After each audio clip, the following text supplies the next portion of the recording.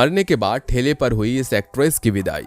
Industry में विमी एक ऐसा नाम है जिसने कम समय में शोहरत, दौलत और सफलता कमाई, लेकिन जितनी तेजी से उसने बुलंदियों को छुआ उससे कहीं तेजी से वो सबकी नजरों से इस कदर ओझल हुई कि आज शायद ही ये नाम किसी को याद होगा। किस तरह से ये खूबसूरत अदाकारा गुमनामी के पन्नों में खो गई और कभी वापस न लौट सकी। एक शादीशुदा लड़की और 2 बच्चों की मां किस तरह से रातों रात बन गई बॉलीवुड की सुपरस्टार। एक समय था जब बॉलीवुड के गलियारों में ये अदाकारा इस कदर छाई कि हर कोई उनकी एक झलक पाने को बेकरार था। आज हम बात करेंगे उस अदाकारा की जिसने बेहद कम वक्त में स्टारडम पाया और फिर दूसरे ही पल में उसका स्टारडम ऐसा खोया कि वो हमेशा के लिए गुमनामी के अंधेरों में खो गई। दोस्तों, हम बात कर रहे हैं एक जमाने की फेमस फिल्म एक्ट्रेस विमी की, जो रातों रात एक फिल्म से स्टार बन गई थी। तो दोस्तों, बने रहिए हमारे साथ इस वीडियो के अंत तक।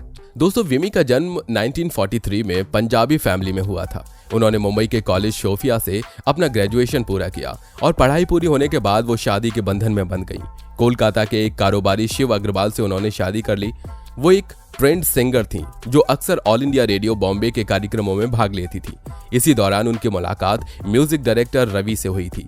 विमी को एक्ट्रेस बनाने का क्रेडिट म्यूजिक डायरेक्टर रवि को जाता है। विमी से उनकी मुलाकात कोलकाता में एक पार्टी के दौरान हुई थी। रवि ने विमी को मुंबई इनवाइट किया। उस वक्त तक विमी की शादी इंडस्ट्रियलिस्ट शिव अग्रवाल से हो चुकी थी। उनके 2 बच्चे थे। जब विमी मुंबई पहुंची तो रवि ने उनकी मुलाकात डायरेक्टर बी.आर. चोपड़ा से कराई। फिल्म हमराज के लिए बी.आर. चोपड़ा प्लानिंग कर रहे थे, एक ऐसे नए चेहरे की जो बिल्कुल यूनिक और दिलकश हो। दरअसल चोपड़ा साहब किसी न्यू कमर को अपनी फिल्म में लेना चाहते थे और इसके लिए उन्होंने कई लड़कियों के ऑडिशंस भी लिए, लेकिन बात नहीं बनी। उनकी ये तलाश आकर विमी पर खत्म हुई। संगीतकार रवि ने चोपड़ा साहब को विमी के बारे में बताया। हैरानी की बात तो ये है कि विमी से मिलने के बाद वो एक ही नजर में चोपड़ा साहब को अपनी फिल्म के रोल के लिए समझ में आ गई। उन्होंने बिना किसी देरी के विमी को फिल्म हमराज के लिए साइन कर लिया।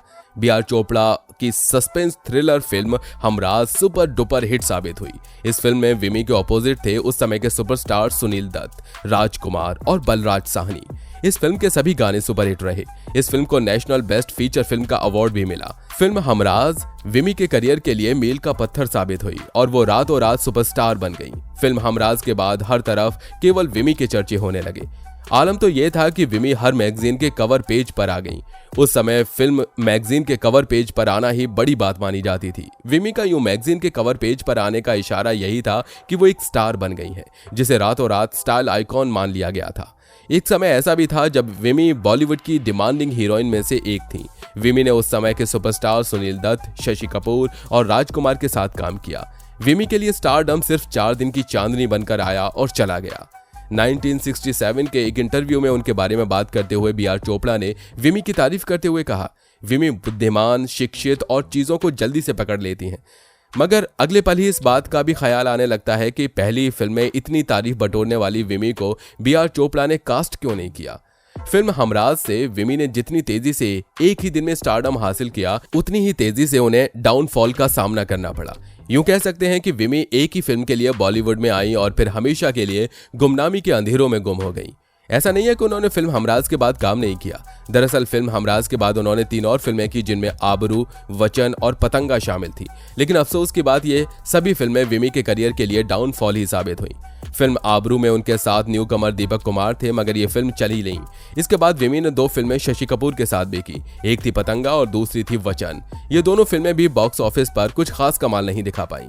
विमी की फिल्में जैसे ही फ्लॉप होने लगी, उन्हें फिल्मों के ऑफर आने भी बंद हो गए।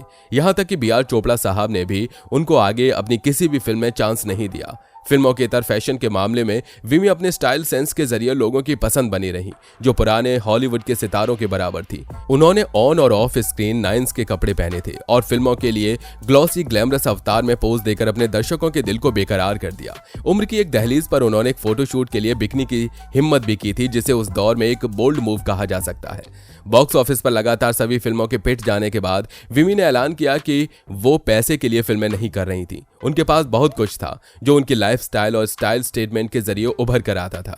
जब विमी का डाउनफॉल चल रहा था तो उसी दौरान विमी अपने पति से अलग हो गई। विमी ने बिजनेसमैन शिव अग्रवाल से शादी की थी। शादी के बाद कुछ साल तो सब कुछ ठीक रहा। शिव कलकत्ता की एक बड़ी बिजनेस फैमिली से थे, लेकिन जब शिव को घर से निकाल दिया गया तो उनका खुद का अस्तित्व ना रह गया। वे विमी के भरोसे हो गए। इधर विमी की फिल्में भी लगातार फ्लॉप हो रही थी। उनकी फिल्म आबरू, पतंगा और वचन पूरी तरह से फ्लॉप साबित हुई। ऐसे में एक्ट्रेस के लिए बॉलीवुड में अवसर कम हो गए। उनकी विफलता निजी जीवन तक पहुंच गई। पति पहले से ही विमी के सहारे था और विमी भी फिल्मों में अच्छा नहीं कर पा रही थी। उनके बुरे दिन की शुरुआत हो गई थी। इस दौरान विमी का शिव के संग झगड़ा होने लगा। ये झगड़ा तलाक में बदल गया और दोनों अलग हो गए। अपने पति शिव से अलग होने के बाद विमी जॉली नाम के फिल्म प्रोड्यूसर के साथ रहने लगी। कहा जाता है कि जॉली एक ब्रोकर थे। अपने पति को छोड़कर जॉली के साथ रहना उनकी सबसे बड़ी भूल थी। विमी के जीवन में जॉली का आना एक भूचाल साबित हुआ। जॉली ने विमी को इस कदर बर्बाद कर दिया कि वो फिर दोबारा संभल नहीं सकी। जॉली के कारण बिजनेस, प्रॉपर्टी के अलावा विमी की टेक्सटाइल मिल भी बंद हो गई। हालात इतने खराब हो गए कि जिंदगी की परेशानियों से जूझने के लिए विमी ने शराब का सहारा ले लिया। शराब की लत उन्हें अंत तक ले गई। हालांकि कुछ वेबसाइट ये भी दावा करती हैं कि विमी के पति उन्हें परेशान करते थे। एक वेबसाइट के मुताबिक विमी के पति उन्हें काफी प्रताड़ित करते थे। यहाँ तक कि विमी को कौन सी फिल्म करनी चाहिए या नहीं, ये सब विमी के पति तय करते। पति की वजह से उनका स्टारडम कम होने लगा। इससे तंग आकर विमी अपने पति से अलग हो गई, लेकिन पति की वजह से उनकी जो छवि धूमिल हुई उससे उनके करियर पर काफी असर पड़ा। फिल्म मेकर उनसे कतराने लगे और विमी को फिल्में मिलना बंद हो गई, जिससे विमी के पास ना तो कोई इमोशनल सपोर्ट बचा और ना ही प्रोफेशनल। काम न मिलने की वजह से विमी आर्थिक तंगी का शिकार हो गई, लेकिन इससे भी बुरा तो तब हुआ जब विमी ने कई प्रोड्यूसर से आर्थिक मदद मांगी और सभी ने इनकार कर दिया। इसके बाद तो विमी की माली हालत और भी बुरी हो गई। एक वक्त पर जिस हीरोइन के फिल्म में होने से ही फिल्म हिट हो जाती थी, बाद में उस हीरोइन को ही फिल्मों के लाले पड़ गए और जो बची कुची फिल्में रिलीज हुई वो भी फ्लॉप हो गई। विमी की निजी जिंदगी भी काफी बुरे दौर से गुजर रही थी। आर्थिक तंगी के कारण विमी को अपना वो बंगला भी छोड़ना पड़ा जिसमें वो रह रही थी।